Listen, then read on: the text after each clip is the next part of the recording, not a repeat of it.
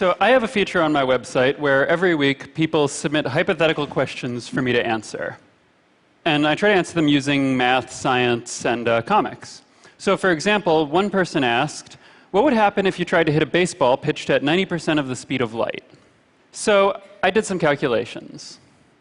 Now, normally when an object flies through the air will flow around the object. But in this case, the ball would be going so fast that the air molecules wouldn't have time to move out of the way. The ball would smash right into and through them. And the collisions with these air molecules would knock away the nitrogen and carbon and hydrogen from the ball, fragmenting it off into tiny particles, and also triggering waves of thermonuclear fusion in the air around it. This would result in a flood of X-rays that would spread out in a bubble along with exotic particles, plasma inside, centered on the pitcher's mound. And that would move away from the pitcher's mound slightly faster than the ball.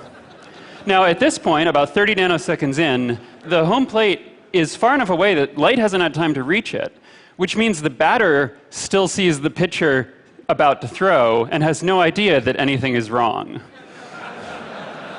Now, after 70 nanoseconds, the ball will reach home plate, or at least the cloud of expanding plasma that used to be the ball.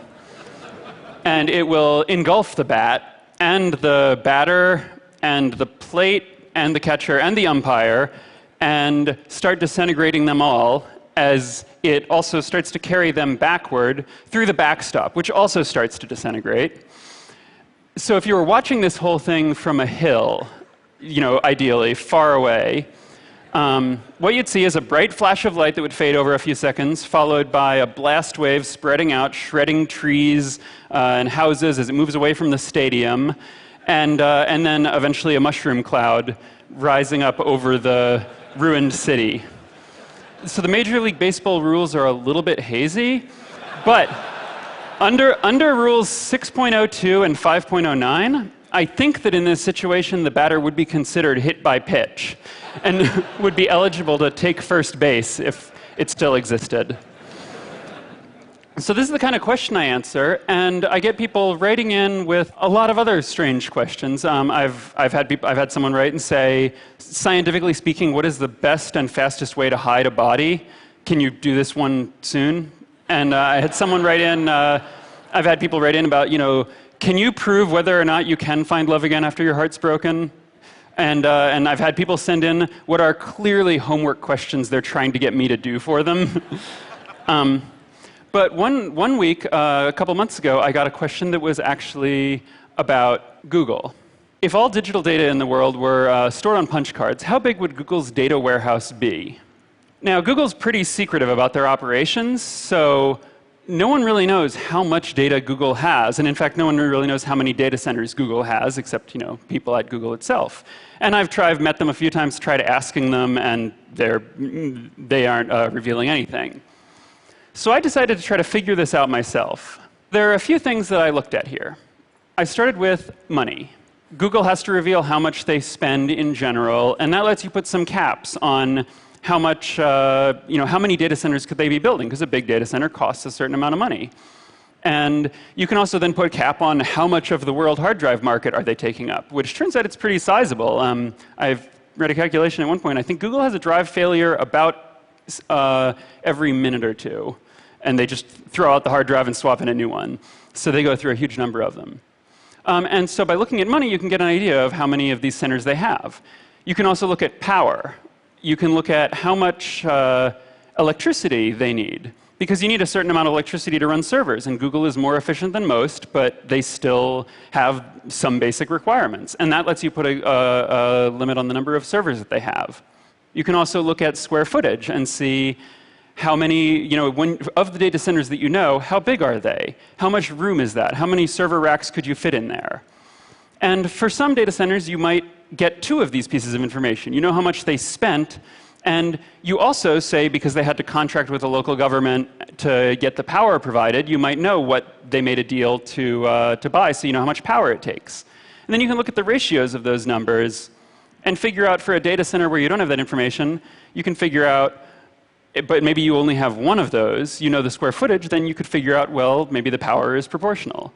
And you can do this same thing with a lot of different quantities, with guesses about the total amount of storage, the number of servers, the number of drives per server. And in each case, using what you know to come up with a model that narrows down your guesses for the things that you don't know, sort of circling around the number you're trying to get. And this is a lot of fun. The math is not all that advanced. And really, it's like nothing more than solving a Sudoku puzzle.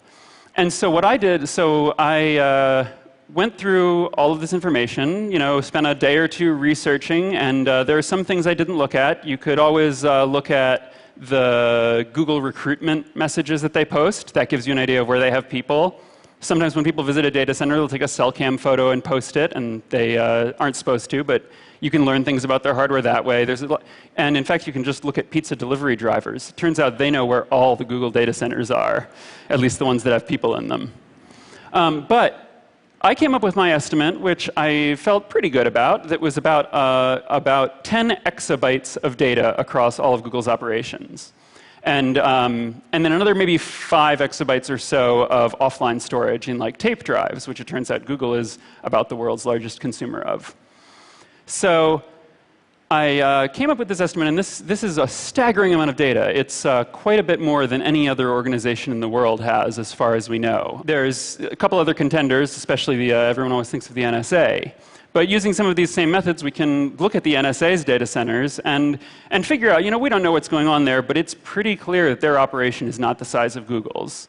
Adding all of this up, I came up with the other thing that we can answer, which is, how many punch cards would this take?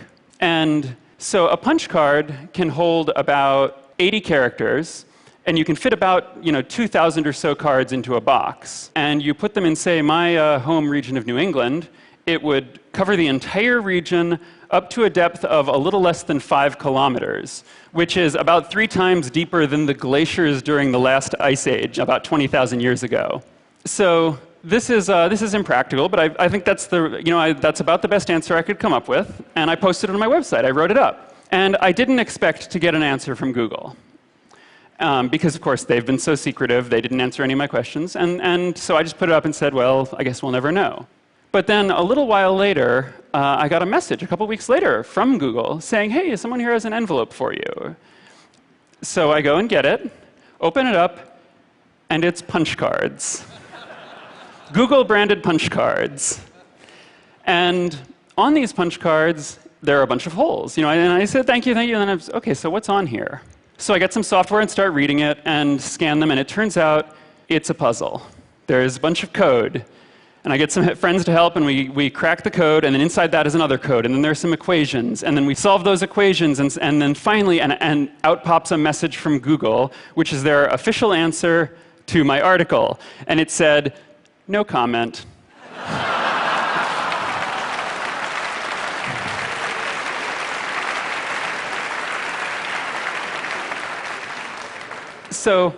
And I love calculating these kinds of things. And it's not that I love doing the math. I do a lot of math, but I don't really like math for its own sake. What I love is that it lets you take some things that you know, and just by doing these, moving symbols around on a piece of paper, find out something that you didn't know that's very surprising. And I have a lot of stupid questions, and I love that math gives the power to answer them sometimes. And sometimes not. This is a question I got from a reader, an anonymous reader, and the subject line just said urgent, and this was the entire email. If people had wheels and could fly, how would we differentiate them from airplanes? Urgent. And I think there are some questions that math just cannot answer. Thank you.